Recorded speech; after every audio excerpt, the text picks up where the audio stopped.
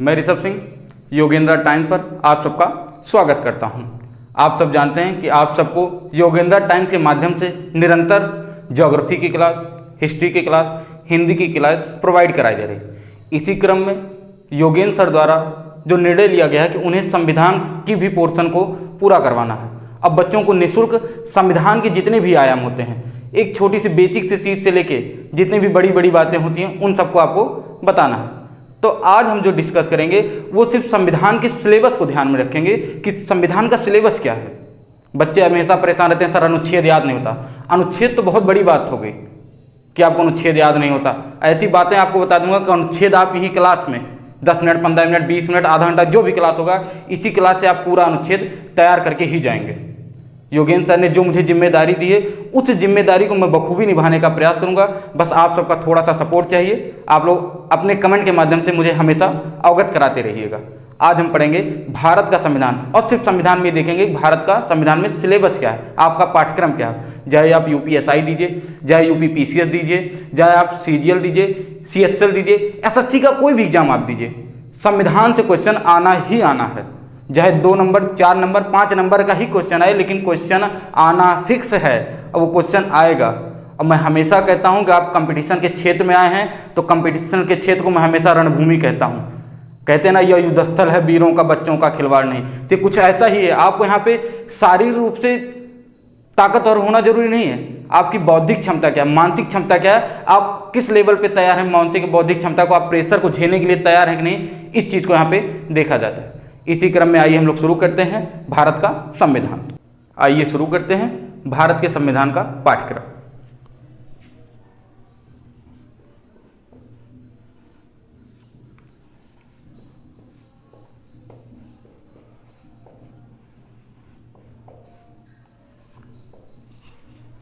भारत के संविधान में जो सबसे पहला पाठ्यक्रम है आपका, भारत का संवैधानिक विकास।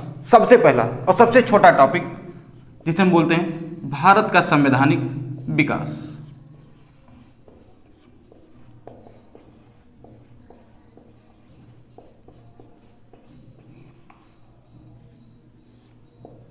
भारत का संवैधानिक विकास।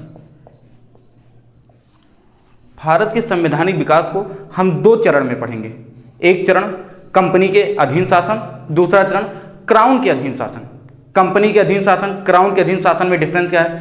कंपनी के अधीन शासन का मतलब ये है, जब हमारे यहाँ 1600 ईस्वी में कंपनी आई, कंपनी ने 1600 ईस्वी से लेकर 1858 ईस्वी तक, या आप ऐसा कह लीजिए 1853 ईस्वी तक जो कुछ भी शासन किया, क्योंकि 1857 में हो गई थी क्रांति।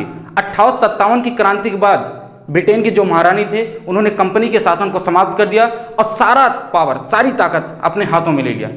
इसी को आगे बढ़ाते हुए हम इसे 2 चरण में पढ़ेंगे। पहला पढ़ेंगे कंपनी के अधीन शासन, दूसरा पढ़ेंगे हम क्राउन के अधीन शासन। तो पहला आप लिखिएगा, तो इसे हम 2 भागों में बांटेंगे। पहला हम बांटेंगे कंपनी के अधीन शासन, कंपनी के अधीन शासन, कंपनी के अधीन शासन। कंपनी का शासन काल कब तक था? तो कंपनी का शासन 1600 ईस्वी से लेके 1853 ईस्वी तक। ये हमारा पहला चरण हो गया। दूसरे चरण में हम पढ़ेंगे क्राउन के अधीन शासन, क्राउन के अधीन शासन। और क्राउन का मतलब यहां पे महारानी से, या कहीं कहीं बुक में आपको लिखेगा ताज के अधीन शासन, तो बात एक ही समझिएगा, क्राउन के अधीन शासन। क्राउन के अधीन शासन का मतलब 1858 का भारत शासन अधिनियम से लेके जब तक भारत आज़ाद नहीं हो जाएगा 15 अगस्त 1947 तक का जो कुछ भी अधिनियम कानून ब्रिटेन की संसद द्वारा बनाया गया, वो तो हम पढ़ेंगे क्राउन के अधीन शासन के अंतर्गत। ठीक, तो पहले हमने क्या देखा? कंपनी के अधीन शासन। दूसरा हमने क्या देखा? क्राउन के अधीन शासन। हम देखेंगे कंपनी के अधीन जो शासन आएगा उसमें कौन कौन से एक्ट आएंगे, कौन कौन से कानून आएंगे। इसे मैं सीक्वेंस में लिखता चलूंगा। आप लोग अगर सिलेबस लिखना चाहते हैं तो पेन और कागज लेके बैठिएगा और सिलेबस को नोट डाउन कर लीजिएगा। मैं अब लिखूंगा कंपनी के अधीन शासन।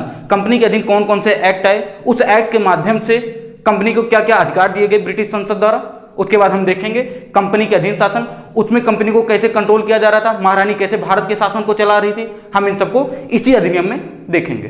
तो पहले आप हेडिंग डालिएगा कंपनी के अधीन शासन।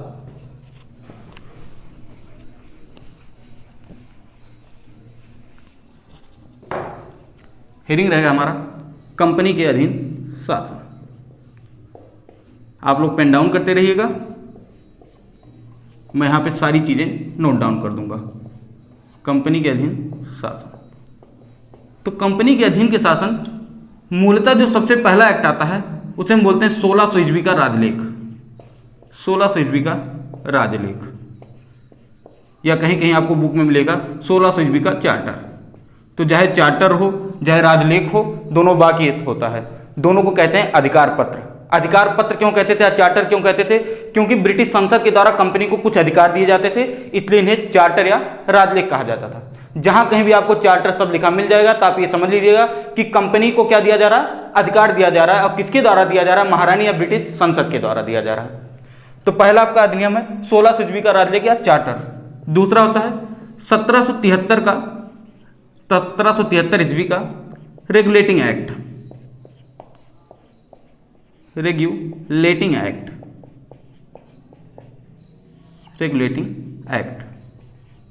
यहां पे चार्टर नहीं लिखा गया है, यहां पे लिखा गया है रेगुलेटिंग एक्ट। और रेगुलेटिंग एक्ट का मतलब होता है, रेगुलेट मतलब होता है कंट्रोल करना। कंपनी को कंट्रोल करने के लिए जो अधिनियम लेके आया गया था उसे बोलते हैं 1773 ईस्वी का रेगुलेटिंग एक्ट। इसके बीच में क्या क्या प्रावधान थे, ये सब आगे जब कल से क्लास आपकी प्रॉपर वे में शुरू होगी तो आपको हर एक की छोटी से छोटी चीज में बताऊंगा, और कोई चीज आपको रटना नहीं पड़ेगा। 1773 ईस्वी का रेगुलेटिंग एक्ट। उसके बाद लेके आ गया 1781 ईस्वी का एक्ट ऑफ सेटलमेंट। 1781 ईस्वी का act of settlement. Act of settlement. इसी क्रम में एक और अधिनियम लेके आया गया 1784 का पिट्स इंडिया एक्ट। 1784 का Pitt's India Act. Pitt's India Act. Pitt's क्यों कहा गया? पिट्स वहां के जो प्रधानमंत्री थे उनके नाम पे इस अधिनियम का नाम रखा गया था पिट्स इंडिया एक्ट। अब इसके नीचे हम पढ़ेंगे 1786 ईस्वी का राजलेख। 1786 ईस्वी का राजलेख। तो सर्वप्रथम जो अधिनियम आया था उस अधिनियम को कहते हैं 1600 ईस्वी का राजलेख। द्वितीय अधिनियम को कहते हैं 1773 ईस्वी का चार्टर अधिनियम। तीसरे कहते हैं 1781 ईस्वी का एक्ट ऑफ सेटलमेंट। उसके बाद 1784 का पिट्स इंडिया एक्ट। उसके बाद आया 1786 ईस्वी का राजलेख। आप लोग अक्सर बुक में देते हैं 1781 को और 1786 को छोड़ दिया जाता है, टीचर नहीं बताते हैं, लेकिन बहुत इंपॉर्टेंट है। 1786 ईस्वी में जब कॉर्नवालिस आएगा गवर्नर बन के तो उसे अधिकार दिए जाएंगे, सेनापति बनेगा वो, साथ में उसे वीटो अधिकार दिए जाएंगे। लेकिन मैंने देखा है अक्सर टीचर क्या करते हैं, इन दो अधिनियम को छोड़ देते हैं। इन्हें छोड़ना हमें नहीं है, हमें हर एक छोटी सी बात पे ध्यान रखना है। अगर आप तक यहां तक आप लोग पेन डाउन कर लीजिएगा, इसके ऊपर फिर हम लिख रहे हैं। आपने पढ़ा 1786 का अधिनियम। उसके बाद आप पढ़ेंगे 1813 ईस्वी का चार्टर। 1813 ईस्वी का चार्टर। उसके बाद आप पढ़ेंगे 1833 ईस्वी का चार्टर। 1833 ईस्वी का चार्टर। उसके बाद आप पढ़ेंगे 1853 ईस्वी का चार्टर। अब मैंने आपको बताया था कंपनी का शासन कहाँ से कहाँ तक है। कंपनी का शासन 1600 ईस्वी से लेके 1853 ईस्वी का जब तक चार्टर एक्ट आया था तब तक कंपनी का शासन चला था। उसके बाद 1857 में हो जाती है क्रांति, और क्रांति के बाद क्या हो जाती है, कंपनी के शासन को पूर्णतः समाप्त कर दिया जाता है। अब शासन कौन देखेगा? अब शासन देखेंगे ब्रिटेन की महारानी। तो यहां तक आप याद रखिएगा 1813 ईस्वी का चार्टर, 1833 ईस्वी का चार्टर, और सबसे लास्ट में जो चार्टर आया था उसे बोलते हैं 1853 ईस्वी का चार्टर। अब इसके आगे हम पढ़ेंगे क्राउन के अधीन शासन। क्राउन के अधीन शासन, ये कंपनी के अधीन शासन था। उसके अंदर जो जो भी एक्ट बनाए गए थे, जो कंपनी को अधिकार दिए गए थे, उन सबको मैंने यहाँ पे लिख दिया, आप लोग पेन डाउन करते चलिएगा। दूसरा है क्राउन के अधीन शासन। क्राउन या ताज के अधीन शासन के अधीन शासन। इसमें सबसे पहले जो आप पढ़ेंगे 1858 ईस्वी का भारत शासन अधिनियम। भारत शासन अधिनियम। भारत शासन अधिनियम। उसके बाद आप पढ़ेंगे 1861 का भारत परिषद अधिनियम। भारत परिषद अधिनियम। आप कहेंगे सर एक बार आप लिख रहे हैं भारत शासन अधिनियम, एक बार आप लिख रहे हैं भारत परिषद अधिनियम, इन दोनों में अंतर होता है। आगे जब आपको सिलेबस कराया जाएगा तो आपको बताया जाएगा कि भारत शासन अधिनियम और भारत परिषद अधिनियम में क्या अंतर होता है। अभी आप पेन डाउन कर लीजिएगा, भारत परिषद अधिनियम, क्योंकि शासन एक परिषद के माध्यम से चलाया जाएगा, इसीलिए इसे बोलते हैं भारत परिषद अधिनियम। फिर 1892 ईस्वी का भारत परिषद अधिनियम, भारत परिषद अधिनियम।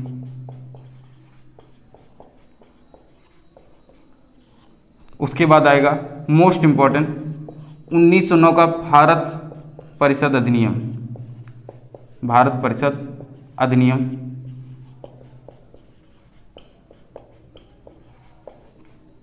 इसी को बोलते हैं मार्ले मिंटो सुधार अधिनियम, इसी अधिनियम को बोला जाता है मार्ले मिंटो सुधार अधिनियम।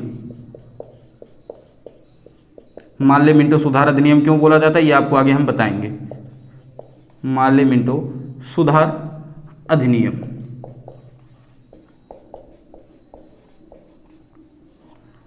तो आपने देखा क्राउन के अधीन जब शासन चल रहा था तो कितने एक्ट आए थे। पहला एक्ट आया 1858 का भारत शासन अधिनियम, दूसरा आया 1861 का भारत शासन अधिनियम, 1892 में आया भारत परिषद अधिनियम, फिर 1909 में आया भारत परिषद अधिनियम जिसे बोलते हैं मार्ले मिंटो सुधार अधिनियम। इसके बाद मुख्यतः 2 एक्ट और आते हैं, मुख्यतः 2 एक्ट और आएंगे, वो भी मोस्ट इंपॉर्टेंट समझ लीजिए।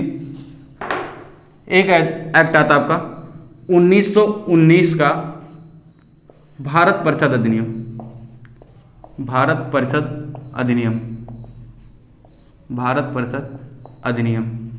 और इसी अधिनियम को मॉन्टेग्यू चेम्सफोर्ड अधिनियम भी कहते हैं, मॉन्टेग्यू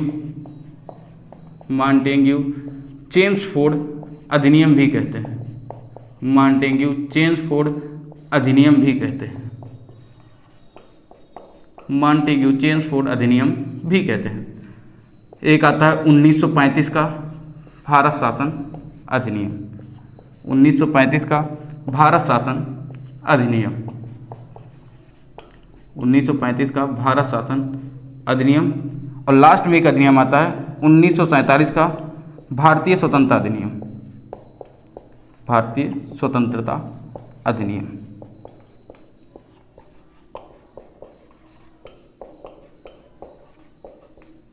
भारतीय स्वतंत्रता अधिनियम, ये आपने पहला टॉपिक है आपका भारत का संवैधानिक इतिहास।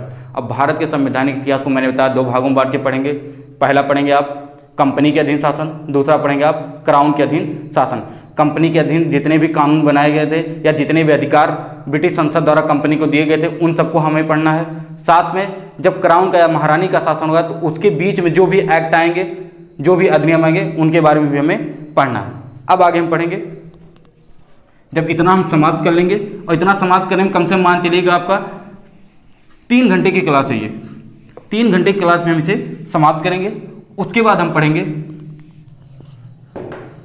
संविधान सभा, कॉन्स्टिट्यूशन असेंबली बोलते हैं इसे, संविधान सभा, कॉन्स्टिट्यूशन असेंबली, ये हमारा दूसरा टॉपिक होगा। अब इसके बाद हम इसे पढ़ लेंगे, जब हम भारत का संवैधानिक इतिहास पढ़ लेंगे, साथ में पढ़ लेंगे संविधान सभा। उसके बाद हम आगे बढ़ेंगे और सबसे पहले हम पढ़ेंगे प्रस्तावना, प्रस्तावना या प्रियम्बल जिसे बोलते हैं, प्रस्तावना। उसके आगे जब हम बढ़ेंगे फिर हमारा टॉपिक होगा संघ एवं उसके राज्य क्षेत्र, संघ एवं उसके राज्य क्षेत्र। यहाँ से हमारा संविधान शुरू हो जाएगा। संविधान तो मूलतः तो प्रस्तावना से शुरू हो जाता है, लेकिन संघ एवं उसके राज्य क्षेत्र ये हमारे पार्ट 1 में लिखा गया है। पार्ट 1 आर्टिकल कितने हैं? आर्टिकल हैं इसमें 1 to 4। दूसरा हमारा टॉपिक होगा नागरिकता, नागरिकता जिसे हम बोलते हैं सिटीजनशिप। ये किस में है? ये पार्ट 2 में है, या जिसे हम बोलते हैं भाग 2। अनुच्छेद क्या है? अनुच्छेद इसमें आता है 5 से 11। ठीक, आगे हम बढ़ेंगे। आगे हम पढ़ेंगे मूल अधिकार। यहाँ से काफ़ी क्वेश्चन बनते हैं, आप लोग जानते हैं मूल अधिकार से नंबर आप क्वेश्चन पूछे जाते हैं। अब कोई भी आप पेपर दीजिए, चाहे आप टेट दीजिए, चाहे सुपर टेट दीजिए, चाहे CGL दीजिए, CHL दीजिए, SSC का कोई भी एग्जाम दीजिए, UP PCS दीजिए, UPSI दीजिए, आपसे मौलिक अधिकार से एक क्वेश्चन पूछा जाएगा। तो मौलिक अधिकार आपके लिए मोस्ट इंपॉर्टेंट होता है। मौलिक अधिकार किस भाग में है? पार्ट 3 में है। किस में है? पार्ट 3 में। अनुच्छेद कितने हैं? अनुच्छेद है इसमें 12 से 35 तक, 12 से 35 तक। अब इसके आगे हम बढ़ेंगे, और जब इसके आगे बढ़ेंगे, इसके आगे जब हम बढ़ेंगे, इसमें हम पढ़ेंगे राज्य के नीति निर्देशक तत्व, राज्य के नीति निर्देशक तत्व, राज्य के नीति निर्देशक तत्व। और राज्य के नीति निर्देशक तत्व भाग या पार्ट 4 में है। अनुच्छेद है 36 से 51। उसके बाद आप पढ़ेंगे मौलिक कर्तव्य, मौलिक कर्तव्य या जिसे बोलते हैं मूल कर्तव्य, मौलिक कर्तव्य। ये पार्ट हमारे 4A में, या हम कह सकते हैं 4 में है। अनुच्छेद, इसमें एक अनुच्छेद आता है सिर्फ 51A, एक अनुच्छेद आता है 51A। आगे हम बढ़ेंगे, और जैसे ही हमारा मौलिक कर्तव्य खत्म हो जाएगा, उसके बाद सबसे व्यापक चैप्टर, सबसे व्यापक भाग आप कह सकते हैं, कौन सा भाग? संघ। और संघ में आप पढ़ेंगे संघ, सबसे व्यापक है। संघ किस भाग में आता है? पार्ट 5 में आता है। और सबसे ज़्यादा अनुच्छेद इसी में। अनुच्छेद कितने इसमें? 52 से लेके 151 तक। और इसी में आपको पढ़ना, संघ में ही आपको राष्ट्रपति पढ़ना है, उपराष्ट्रपति पढ़ना है, राज्यपाल पढ़ना, राज्यपाल नहीं पढ़ना इसमें आपको मंत्रिपरिषद के बारे में पढ़ना है, प्रधानमंत्री के बारे में पढ़ना है, महान्यायाधीश क्या होता है, नियंत्रक महालेखा परीक्षक क्या होता है, सुप्रीम कोर्ट क्या होती है, संसद क्या होती है, लोकसभा क्या होती है, राज्यसभा क्या होती है। जितना भी व्यापक आप समझ सकते हैं, ये सब किस में पढ़े जाएंगे? संघ में पढ़े जाएंगे। और संघ में भाग कौन सा आता है? 5वां भाग आता है। और कितने अनुच्छेद है? 52 से लेके 151 तक। तो संघ में आप क्या पढ़ेंगे? राष्ट्रपति के बारे में पढ़ेंगे, उपराष्ट्रपति के बारे में पढ़ेंगे, प्रधानमंत्री के बारे में पढ़ेंगे, मंत्रिपरिषद के बारे में पढ़ेंगे हम। साथ में हम क्या पढ़ेंगे? संसद के बारे में, सुप्रीम कोर्ट के बारे में, महान्यायवादी के बारे में, नियंत्रक एवं महालेखा परीक्षक के बारे में। जितने भी बड़े बड़े टॉपिक हैं आप इसी में पढ़ के कवर कर लेंगे संघ में। अब इसके नीचे आता है राज्य। और राज्य किस भाग में आता है? राज्य आता है भाग 6 में। इसमें कितने अनुच्छेद आते हैं? इसमें 152 से लेके 237, 1 से 52 से लेके 237 तक अनुच्छेद आते हैं। किसमें? भाग 6 में। और भाग 6 के हमारा राज्य। आप कहेंगे सर इतना अनुच्छेद हमें पढ़ना है, हमें एक अनुच्छेद भी नहीं छोड़ना है? नहीं, आपको जो इंपॉर्टेंट होगा वो पढ़ा जाएगा, हर अनुच्छेद आपको पढ़ना नहीं है। मेरा सिर्फ बताने का मतलब यहाँ पे यही है कि कितने अनुच्छेद आते हैं, बस थोड़ा सा आपको दिमाग में आइडिया होना चाहिए बस। ठीक, अब इसके आगे हम बढ़ेंगे, और जब इसके आगे हम बढ़ेंगे हम पढ़ेंगे फिर पंचायत के बारे में। पंचायत के बाद हम पढ़ेंगे जितनी भी संस्थाएं होती हैं या जितने भी आयोग होते हैं, संस्थाएं या आयोग। आप कहेंगे संस्थाएं आयोग क्या मतलब है सर? तो यहाँ पे संस्थाएं और आयोग से मतलब है, जैसे आपने पढ़ा होगा चुनाव आयोग, ठीक, आपने पढ़ा होगा वित्त आयोग, सुना होगा, अनुसूचित जनजाति आयोग, अनुसूचित जाति आयोग, उसके बाद आप पढ़ेंगे राष्ट्रीय अल्पसंख्यक आयोग। इन सबको आपको कहाँ पढ़ना है? संस्थाएं और आयोग में पढ़ना है। और सबसे लास्ट में आपको पढ़ना है संविधान संशोधन। संविधान संशोधन। आपका एक टॉपिक और छूट रहा है, और क्या छूट रहा है? वो छूट रहा है आपका अनुसूची। ये भी आपको पढ़ना है। ये इतना भारत के संविधान का क्या है? सिलेबस है। इतना आप सबको पढ़ना है। आप सबसे एक ही विनती है, रिक्वेस्ट है कि आप लोग चैनल को सब्सक्राइब करिए, लाइक करिए, और अपने कमेंट से हमें अवगत कराते रहिए कि क्या अच्छाइयाँ हैं, क्या कमियां हैं। कल से आपकी प्रॉपर वे में क्लास चलेगी, और कल आपका शुरू किया जाएगा भारत का संवैधानिक इतिहास। और भारत के संवैधानिक इतिहास में सबसे पहले मैं ये बताऊंगा कि संविधान किसे कहते हैं, संविधान होता क्या है। उसके आगे फिर हम आपको बताएंगे भाग किसे कहते हैं, अनुच्छेद किसे कहते हैं, अनुसूची किसे कहते हैं। ये सारी चीज़ें आपसे डिस्कस की जाएंगी। तो कल आपका जो भी शुरुआत होगा सिलेबस में, वो सबसे पहला होगा भारत का संवैधानिक इतिहास। बहुत बहुत धन्यवाद।